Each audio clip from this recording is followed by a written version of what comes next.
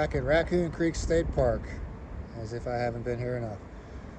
I'm at obviously at the Frankfort Mineral Springs parking lot, doing a challenge hike basically today, just to get some miles. I'm going to do a 20-mile, the whole entire backpacking loop. Did it last year as a 2-day, 1-night trip, and I clocked it at 21.65 miles, I believe it was. So it rained all day yesterday, literally all day. This small creek over here flooded over here, so I'm expecting a lot of muddy situations today.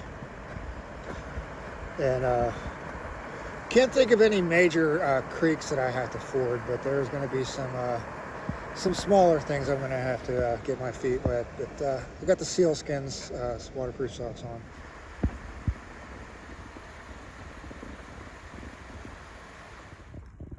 All right, well, it's a beautiful day. Last day of winter. Spring starts tomorrow. So yeah, I just needed to get out and get some miles because I got some big hikes coming up, and I'm kind of out of shape right now. This year, all I've done is January I did the 36-mile Oil Creek Loop. February I did 2 5-mile day hikes. This month, all I've done so far is a 3.5-mile night hike about a week ago. I started where I did and went, I'm going counterclockwise because of how out of shape I am. I wanted to, once I get to the western side of the park will be the second half of the day. And if I need to bail, there are plenty of outs over there. I can get back to the car and shorten it. But hopefully I'll make the 20.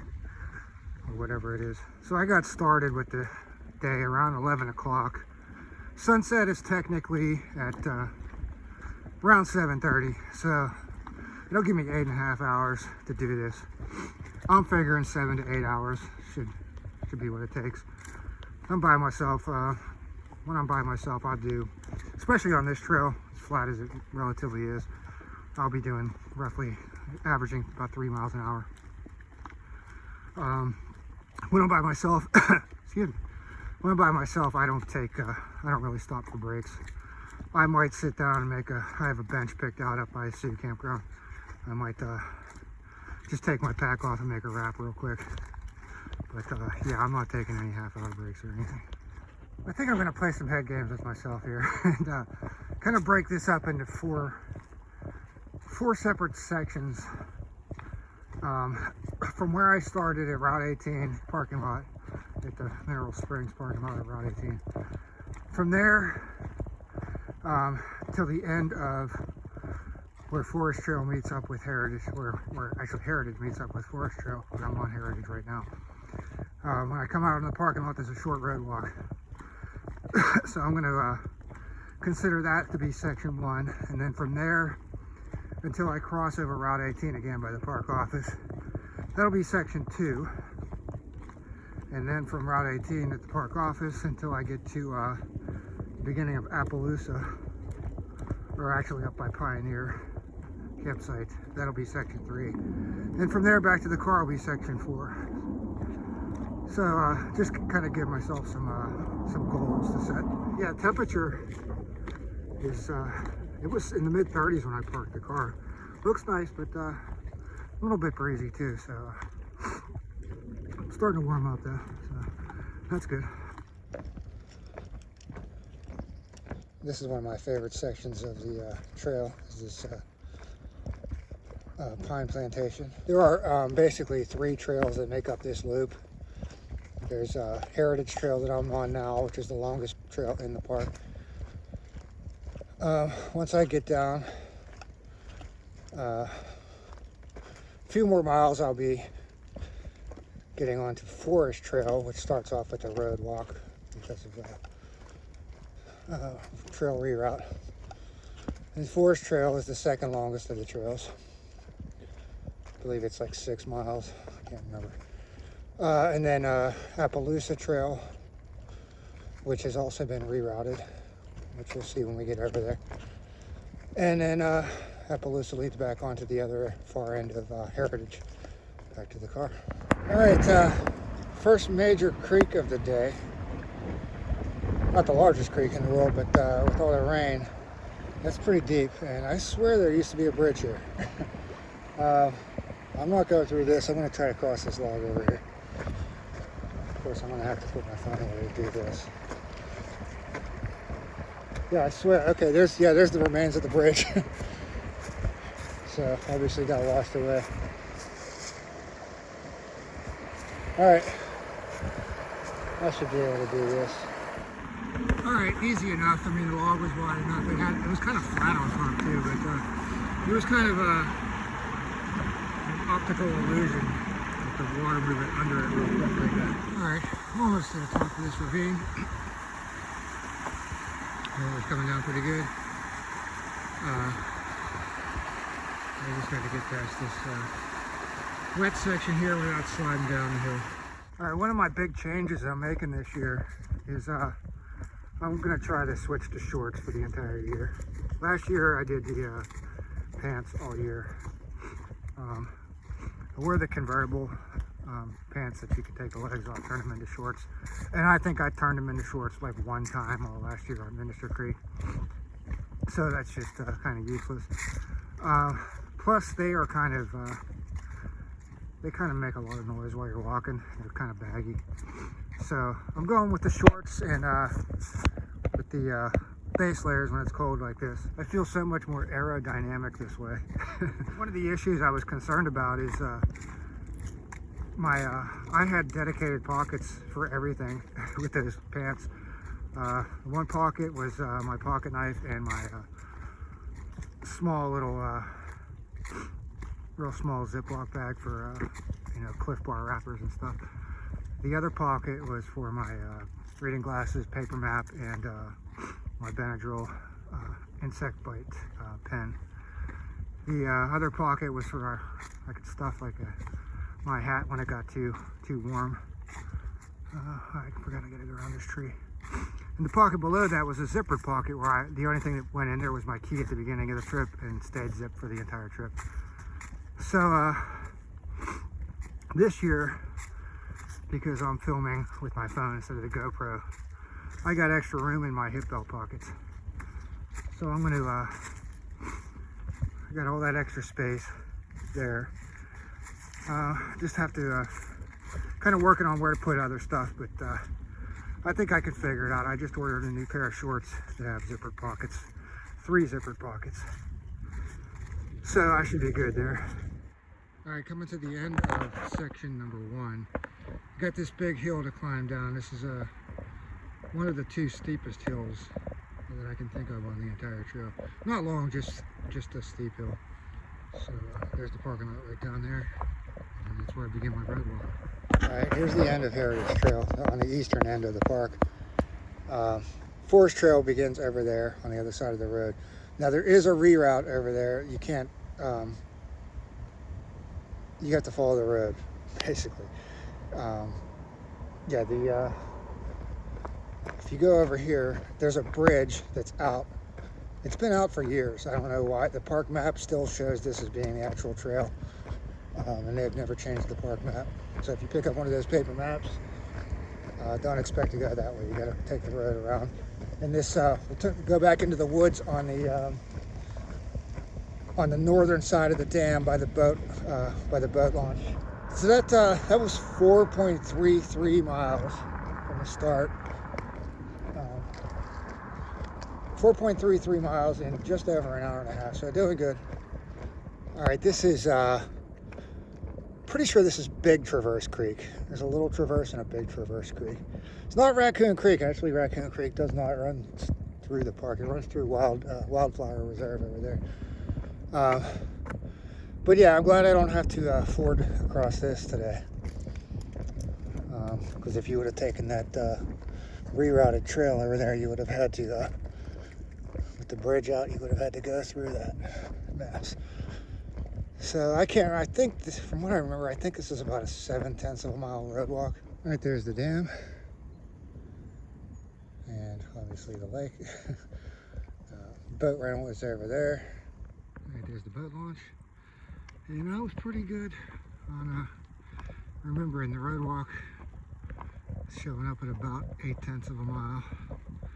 And if you do this, just keep in mind there is a bear-proof garbage can over here and a porta-john before I go into the woods right here. Not that there's a lot of bears around here. I used to live like right over the hill, and never saw any signs of bears. Although there was, somebody caught video of a black bear swimming across the lake last summer. But yeah, obviously just passing through. So here's where I go back into the woods. I got a bit of an uphill right here. I think it's see how good my memory is on this one. I think it's about 1/3 of a mile of uphill. All right, we're leveling off now at about just over 4/10 of a mile since I started the climb. So that was pretty close when I guessed 1/3 of a mile uphill. So now we got some pretty decently easy walking. There's some up and down through some ravines and such through this section all the way until I get to Route 18. So this is section 2 that I am on as I'm numbering it. All right, so here's my challenge to you. Come out here and find this blaze. Hint, it's on Forest Trail. And what do we got here? We got a maple tree. All right, so unfortunately I have no swag or gifts to give away, but that's the challenge, to find that blaze. There is not a bridge down here. And, if I'm going to be able to rock hop, I guess it really doesn't matter with the waterproof socks, but yeah, I know there's not a bridge for this crossing or for the next one.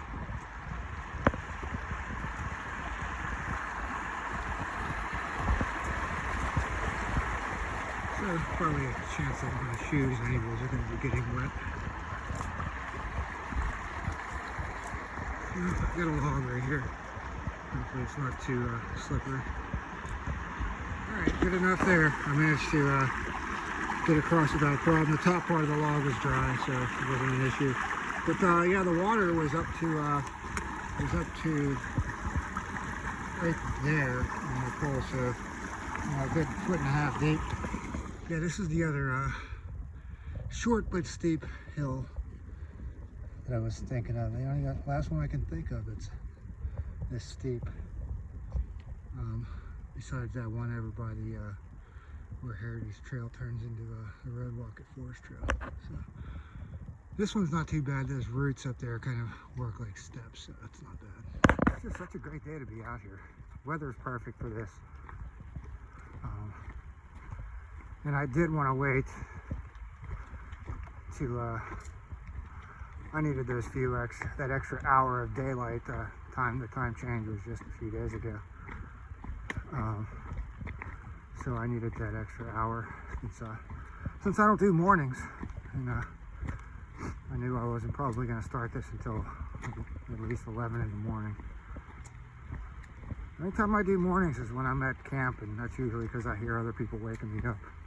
And I got another stream crossing. Stream, small creek, whatever you want to call it. All right, my options are kind of this. Main trail, I guess, just came down that way. I can come over here. There's obviously people been going across here, but it's too deep right now. I'm not going across there. Next option is to come over here. I got two options right here. I can walk across that big top log, but if I fall off, it's going to be a pretty good fall. I could injure myself. I could use the bottom log and use the top log to kind of put my hand on, but that's a possibility. But I like this one over here even better. There's a little piece of, I gotta cut through here real quick. I think I can just step right across here. I should be able to make this. I'll just have to jump up onto that hillside right there. As I got over here and saw like my push-off point and my landing point, I'm concerned that I'm gonna miss that landing and fall down into probably 2 feet of water. So I'm gonna go back to this option over here. I'll just use the big top log to as kind of a handhold and walk across the lower log. Yeah, that's what I'm gonna do. Yeah, that wasn't bad at all. If that water had been about another 2 inches higher, it would have been on that log, making it a bit more slippery. But I even had like a little place to, little step to put my foot in climbing up. So that worked out pretty good.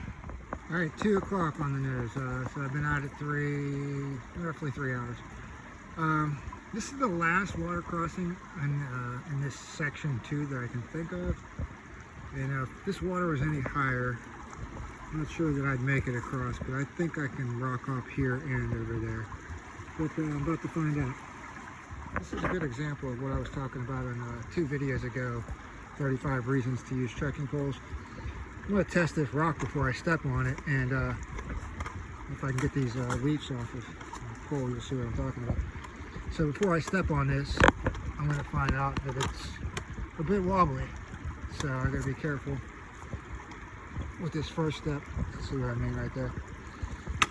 This one also wobbly, not so much there. So I'll put this phone away and try to do this.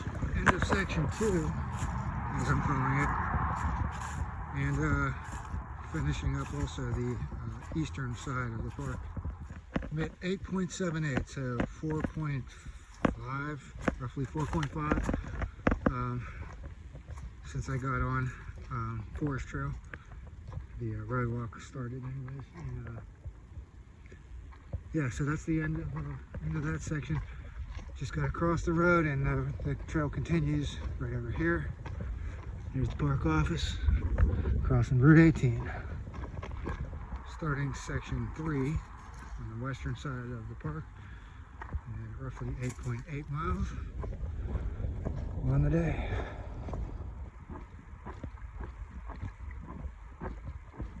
This bridge here was under construction. The maintenance crews were building this last time I came through here, and I'm going to give a shout out to the trail volunteers who built the bridge.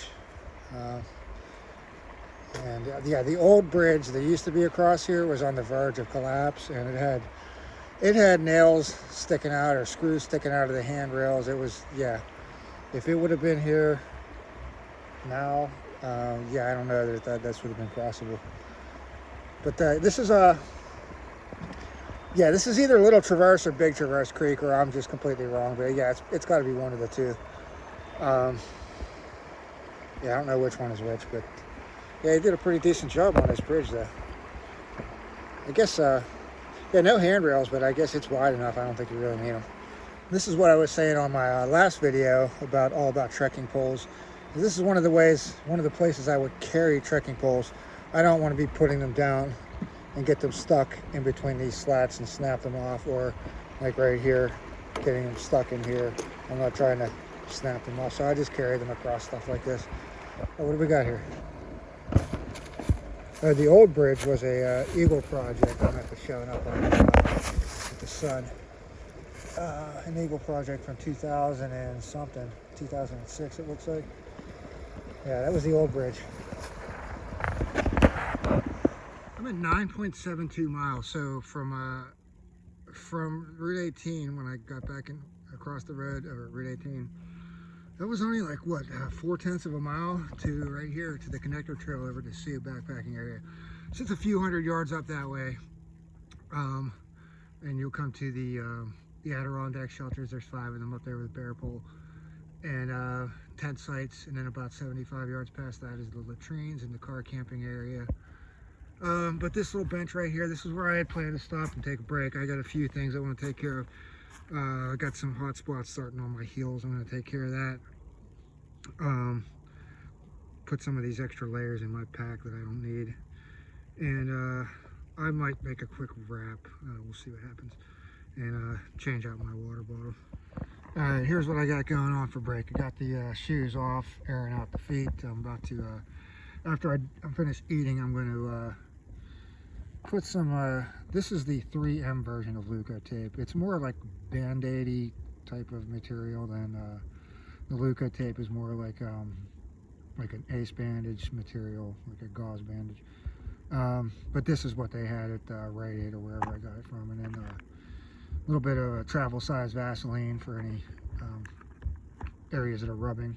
Over here, I got I brought my Nero Pack. It's a 38 liter, but yeah, I like to take this for anything longer than say 12 miles where I'm going to plan on filtering water.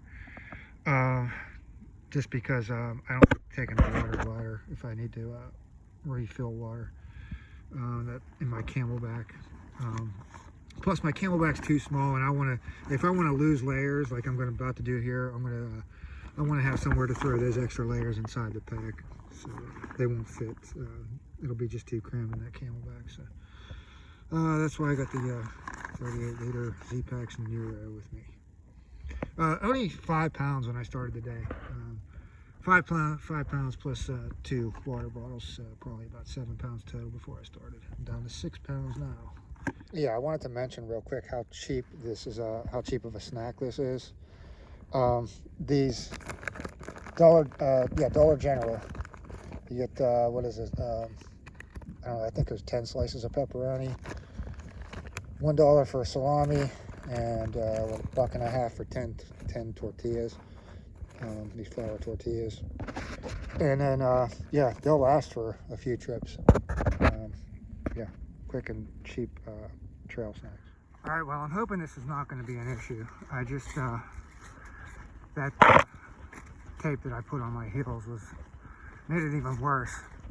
So I stopped and took the tape off and Vaselined the crap out of my heels, and that still doesn't feel right.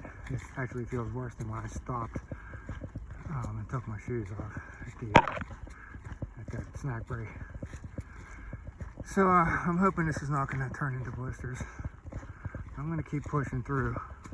Here's one of my outs. I could take that way back. This is a Palomino Trail. I don't know if it's showing up here. But, yeah, Palomino. That'll go back to near the entrance to Sioux campsite.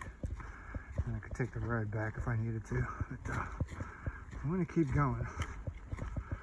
And hope it doesn't get worse. Alright, and this creek is as high as I've ever seen it. This is Nickel Road. I don't know if it says it on here somewhere. But yeah, this is multi-use. Horses, bikes, hiking. About to, well, I would be getting onto the Appaloosa Trail right up here where this marker is, which is again multi-use, but the horses pretty much destroyed the trail. It's eroded. It's been closed. It's been closed for about 2 years now. They rerouted the Appaloosa, so I gotta go up to the top of this hill here to get to the Appaloosa reroute. And this is the longest hill. This is the biggest hill in the entire loop. Starting right now is this road to the top. And this Nickel Road pretty much runs through most of the length of the western half of the Raccoon Creek State Park. It's the access for to get up to the Sioux campsites. There's a group camp area up there also across from Sioux. I spent a week up there in like 5th or 6th grade. Good times. And this way up here is the way you would go to go up to the top of the hill and make a right to get over to the Pioneer campsite. Car camping, pretty much the same setup as Sioux, just not as nice. But yeah, I mean, this is not the kind of place you would want to go car camping and take your Cadillac, because this road is not in the best of shape. 4 o'clock, here's the top of the hill. So Nickel Road continues over there. This is the hill I just came up. Nickel Road continues over here. They have it shut off. They only open it up if somebody has reserved one of the car campsites back at Pioneer. But there's my last chance to cut things short if I want. That's Buckskin Trail right there. Pretty sure it's called Buckskin. But yeah, that will be my last chance to cut things short, but I'm gonna go for it. So, Pioneer Camp Road back here. This is an equestrian break area. Good to know that there is a porta-john right here, because if you go back to Pioneer, if you're camping at Pioneer campsite, the privies back there are, I mean, it's a good at least a half a mile walk from here to Pioneer, but the privies are just terrible. They're probably the original, toilets that have been there since, the FDR administration or whenever they built this place. The water pump is real old too. The one over at Sioux is much better to camp out there. Their vault toilets are like maybe a year or two old, and they have a nice new water pump over there. But anyways, moving on. Here's the reroute for Appaloosa. All right, so it's been roughly 5 hours since I started the hike, and I've only passed just one couple. There was a couple that I passed over on the first section, as I was calling it, and that was a good 3.5 hours ago. I don't know why it's not. I guess people are getting sick of the woods. Remember last year at this time was right around when everything closed down because of COVID, and that parking lot that I'm in, and I'm in the only car I was the only car there when I parked. Last year this time, you couldn't find a parking spot in that lot. The cars were lined up along the roads over there a year ago today. People going out to the parks because everything was closed. Everybody was out of work, I guess. I don't know. But yeah, this was a ton busier last year at this time. And I don't mind the solitude right now. Nice being the only one out here. Alright, I don't have any particular song in my head right now, just that same annoying scale that I'm always getting stuck in my head. So let's make the song of the day, the one I had way back on section 1 of this hike. There was a song that I was just flipping through the channels on the radio on the drive over here, on the 5-minute drive over here, and I had Lizzo. That's the song from Lizzo. I think it's called "Feeling Good as Hell." I think that's the name of it, Good as Hell. So yeah, I guess that's going to be the song of the day, even though it's not stuck in my head anymore. Hopefully I don't get it stuck back in my head. See that? I knew I was going to do it. I got that Lizzo song stuck back in my head again. She actually has one song that's actually really good that she's actually, her singing is really impressive on the, I don't know the name of it. I wish they would have made it a single because it's better than the two big singles that you always hear on the radio. Yeah, I knew that would happen. All right, there's some kind of trick that you can use to figure out how much daylight is left.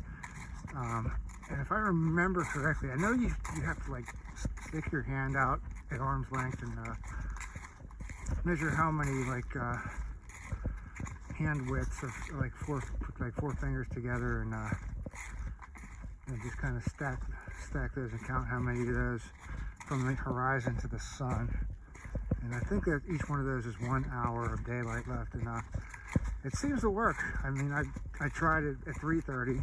I mean, it would be good if I didn't have a clock with me and I knew what time sunset is. 7:30 right now, roughly. And yeah, I did it at 3:30, and I got four hand widths to this, so 4 hours. That was correct. And then I just tried it again at 4:30, a little after 4:30, and I got three hand widths, horizon to sun. So I guess if that is the correct method, it seems to work.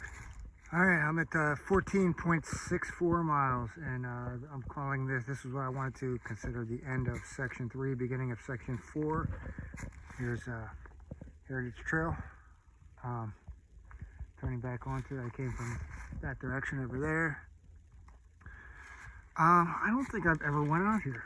I think this just goes out to, I think it just drops out onto Nickel Road near the main paved road, whatever that is out there. All right, I just stopped at this little creek back here to fill up some water. I wanted to make got sick of drinking water, so I wanted to make a grape propel. And, got to try out one of my 2 newest items for the first time. Well, I finally did it. I finally got the Sawyer Squeeze, the full size. And first try, I'm pretty damn impressed.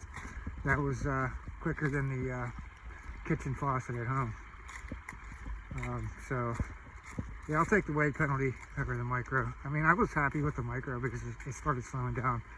But yeah, compared to the even when the micro is new, the squeeze is a whole lot quicker flow rate.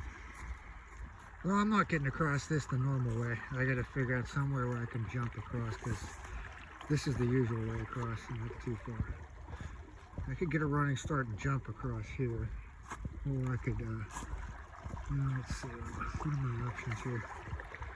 It might be just a running start to get across, or I could cross these logs right here. Yeah. That I might be able to jump, but that looks pretty muddy on the other side. I don't want to fall over there.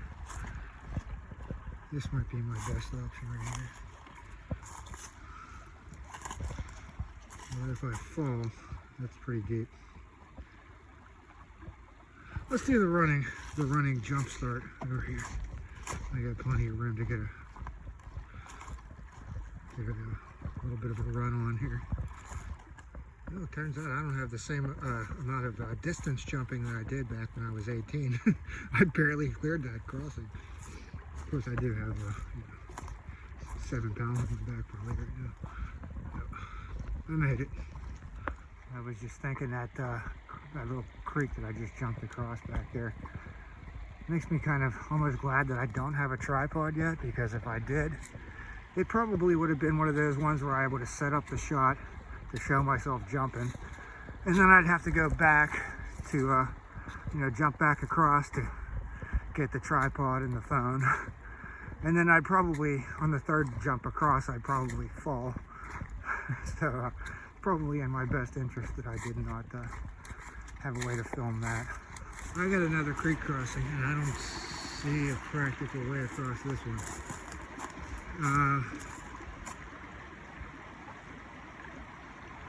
Might be something right over here. Let's check it out. All right, this is one option. I can get out here, but I gotta watch because that log is wet. It looks very slippery. So if I get out there and step onto that other log, oh boy, I don't know what I'm gonna do. Well, let's walk down creek a little bit and see if there's any other option. The only thing is, the further down creek I get, the more I'm gonna have to bushwhack on that side once I get across. There's a ton of jagger bushes everywhere, it looks like. Oh boy. No, pass on that one. I think I'm gonna climb down to this log right here and kind of try to jump across and see if I can make it. It's not too deep right there, so if I fall, hopefully I'll be all right.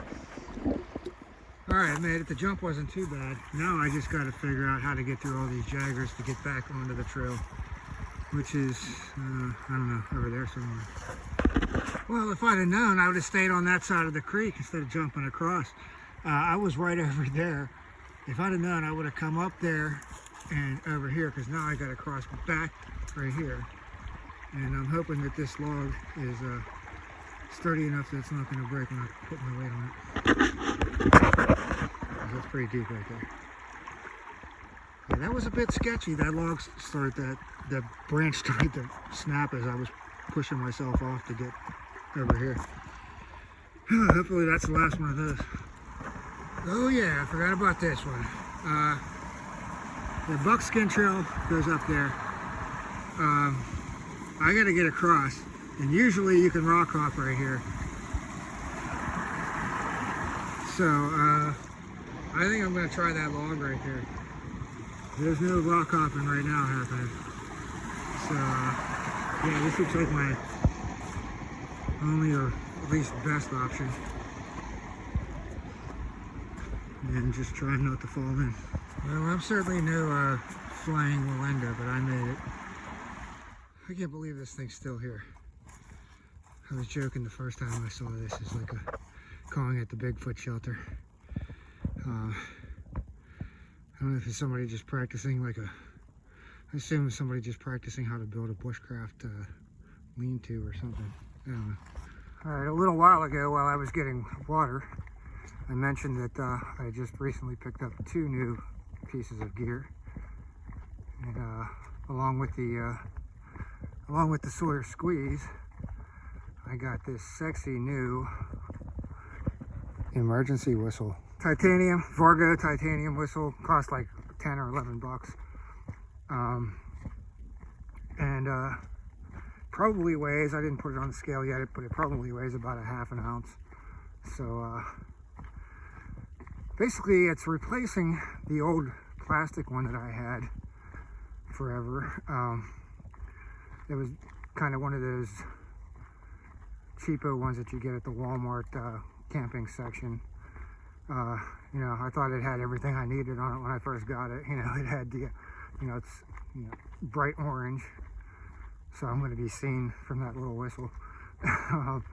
It had the whistle was a piece of crap. It had a thermometer that I didn't trust to save my life. It had one of those little ball compasses that never worked, and it had a magnifying glass on it that I thought I could use, if I ever lost my reading glasses and I needed to see the map or something, but I'd be better off squinting. So yeah, I got this one to replace it.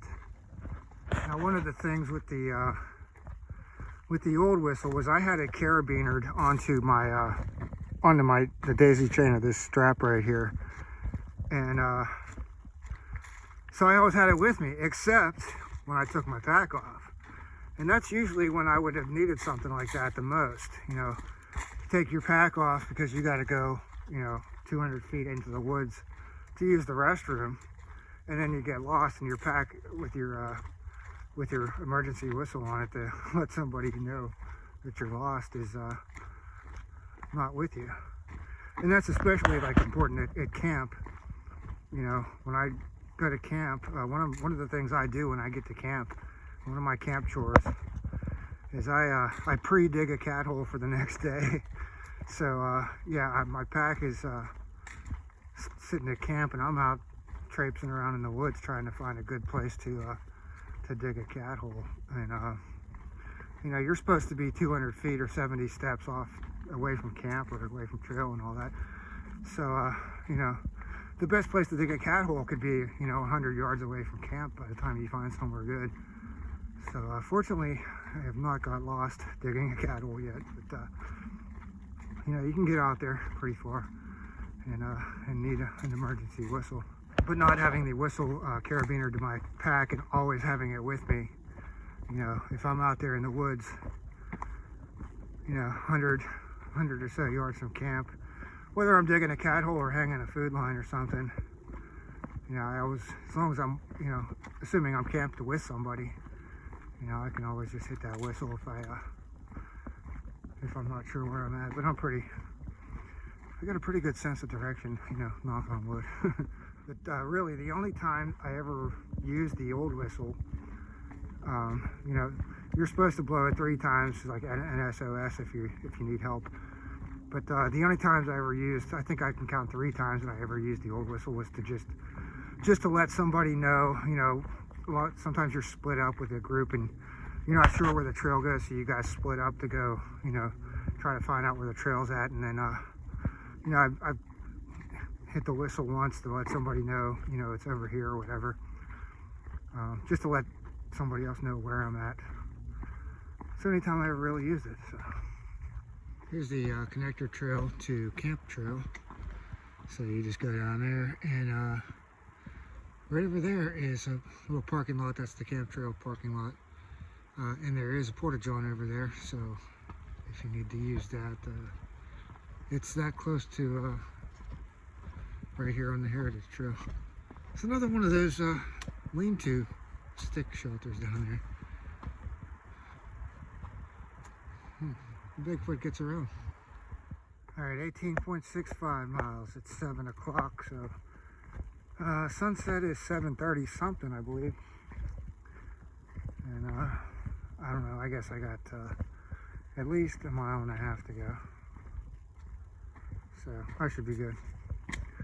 I do want to have a little bit of daylight when I get down by the Mineral Springs.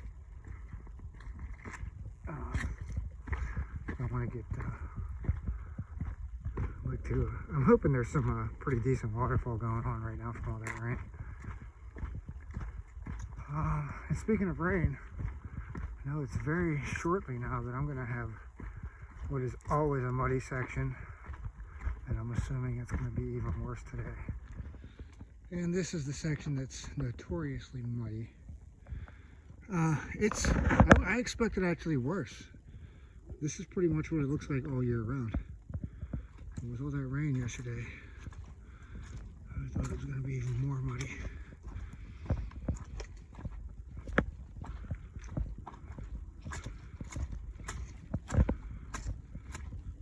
This trail overall, this entire backpacking loop, I would rate it as easy, maybe on the moderate side of easy. It's not completely as flat as, say, Hickory Creek Wilderness up in Allegheny National Forest, but yeah, there's not a whole lot on this trail that will make you completely out of breath. And I'm breathing a little bit heavy right now because I just came up that muddy hill, but it's not difficult. This is a relatively easy trail. Just as I was hoping, I can already hear the waterfall, so this should be pretty good. Sounds like it's kind of rocking and rolling down there. All right, I'm coming up to where the old Mineral Springs Resort used to be back in the day. I'm not going to tell the story of it. I'll link it up here if I can figure out how to timestamp a link. But yeah, I tell the same story every time I come through here, so I'm not going to tell it again. Right there. Yeah, this is just what I was hoping for. Even better, because I got this extra little waterfall down here. This is where the old mineral spring itself, right here.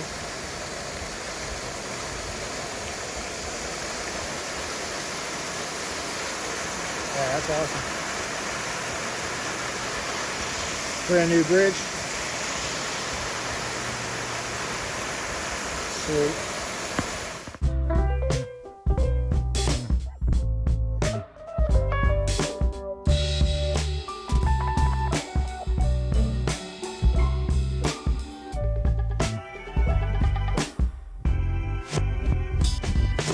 Now this trail kind of parallels. I did step off the main backpacking loop, but it kind of just parallels, and this is just better scenery down here.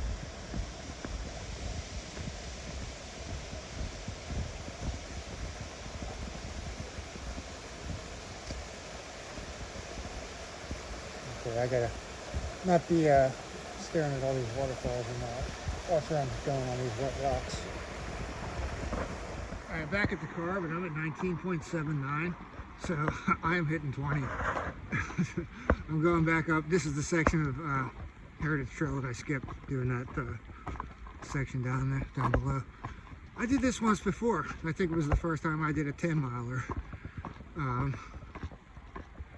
I got back to this same parking lot and I came up just short, so I walked around a little bit until I hit 10. Back at the car. 7:45, and yeah, it took me, I did 2.7 miles an hour when I was moving. It took about 7.5 hours of actual moving time, so that was correct. I guess I had messed around for about 50 minutes between taking that break, and then twice I took my shoes off to put Vaseline on my feet, on my heels. And I did 20.2 miles, so that's my second best ever. And the issue with the feet was these insoles, which they're Trailblazers. I forget who makes them. I can't remember off the top of my head. But I was fine with them. I was recommended them, and they were great for about 400 miles.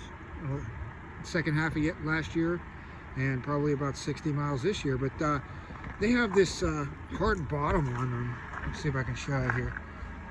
This part is like a hard plastic. This orange part is soft, and then this got this little soft, like gel area right here, but it's surrounded by this hard plastic edge.